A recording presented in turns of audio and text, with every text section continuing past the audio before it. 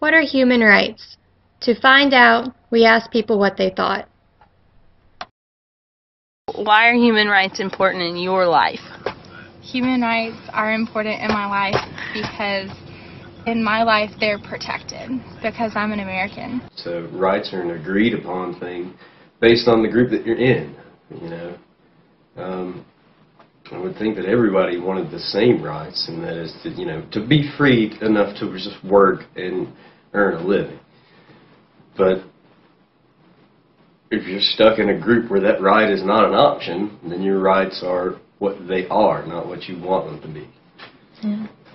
Can you give an example of just anywhere that you've seen human rights being violated? All the time there's people that, you know, especially after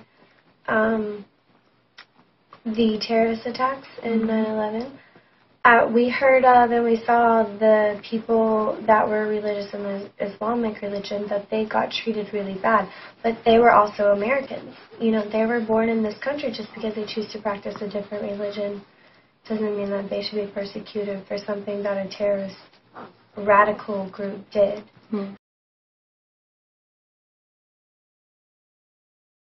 I will encourage the protection of human rights in the way that I live my life day to day, in conversation with other people, in how I raise my children, to respect the life of other people and other animals and just life in general, and how we vote and our political beliefs. Those are really good ways to protect human rights. Should countries who openly violate human rights be provided foreign aid? Why or why not would you think so?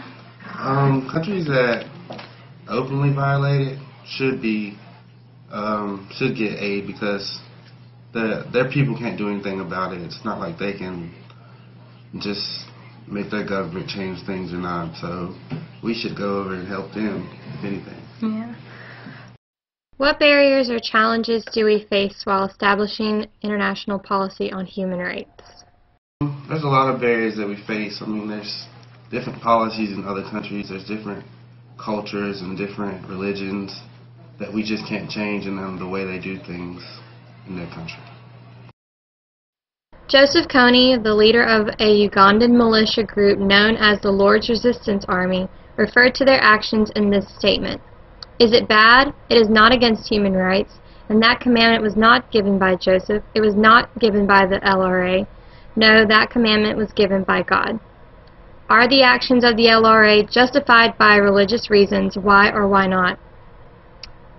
There have been many holy wars over the centuries, and they were all supposedly done in the name of God, or and so no, I don't think that it's ever okay to use religion to justify killing God's people.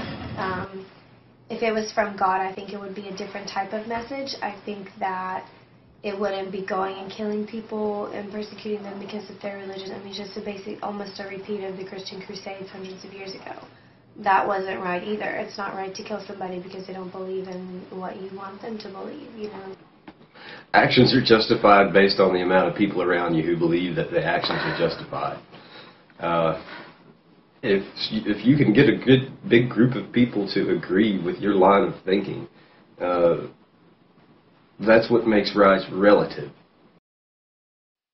According to an April 2012 article in the New York Times, after 2006, Kony and the LRA rebels spread from Uganda to the northeastern Congo, South Sudan, and the Central African Republic.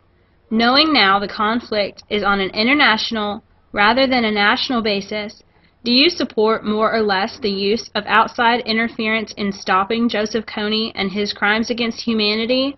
Why or why not? Well, I don't see why we would put ourselves in a situation to be in another war. But I don't see why those people should be jeopardized either. So I would say yes, I would take troops or I would take force over there to help them out because their rights are being violated. Yeah. Truly. I mean, I'm sure we're doing something about it anyway. The United States is involved with everything, always. And it raises an interesting question of, does it work to quell force with force? Mm-hmm. their standard of living went down. So they noticed once again why they didn't like living near each other. So, I mean, whether it's sectarian violence in Iraq or Somalian pirates or wars in Uganda spilling over borders, I would think, that's something that the U.S. could help, and I guess I support it. I don't know. Seeing as how you always run the chance of making things worse just by interfering. We have established some of the basic human rights discussed by our interviewees. These include the right to life, education, fair trial, protection from torture, and freedom of expression. These are all important to humans worldwide. Joseph Kony and the Lord's Resistance Army have been abducting, killing, and displacing civilians in East and Central Africa since 1987.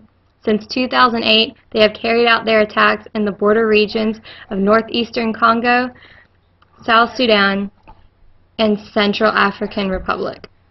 Due to increased awareness in global efforts to stop him, the entire fighting force of the LRA has been reduced. However, their capacity for destruction continues to be excessively large.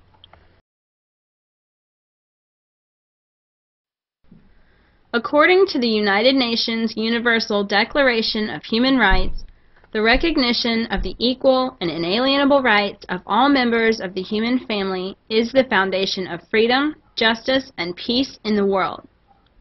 In order that we may all appreciate and value human rights as they may apply to every person, is essential in creating a global standard to be protected and upheld in every state on earth. The UN and other organizations have taken steps in establishing standards and policy to identify where human rights are being violated and punish those who commit such violations.